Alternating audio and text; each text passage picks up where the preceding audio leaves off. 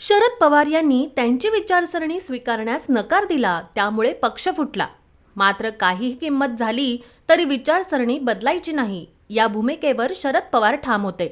अशा शब्दात शरद पवार गटाचे प्रदेशाध्यक्ष जयंत पाटील यांनी अजित पवार गटाचे नेते प्रफुल्ल पटेल यांना उत्तर दिले आहे।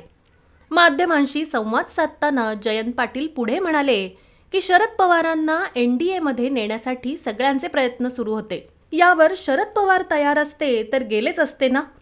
शरद पवार जाण्यासाठी कधीच तयार नव्हते, असंही जयंत पाटील यांनी स्पष्टपणे सांगितलं आहे। राज्यात लोकसभा निवडणुकांची जय्यत तयारी सुरू आहे। या रणधुमाळीत काल प्रफुल्ल पटेलांनी शरद पवारांबाबत मोठा गौप्यस्फोट केला। राष्ट्रवादी काँग्रेसचा अजित पवार गट सरकारमध्ये सहभागी झाल्यानंतर शरद पवार देखील भाजपा बरोबर येण्यास 50% अनुकूल होते, असा दावा प्रफुल्ल पटेल यांनी ANIला दिलेल्या मुलाखतीत केला होता। पटेल यांनी केलेल्या दाव्याने राजकीय वर्तुळात एकच खळबळ उडाली।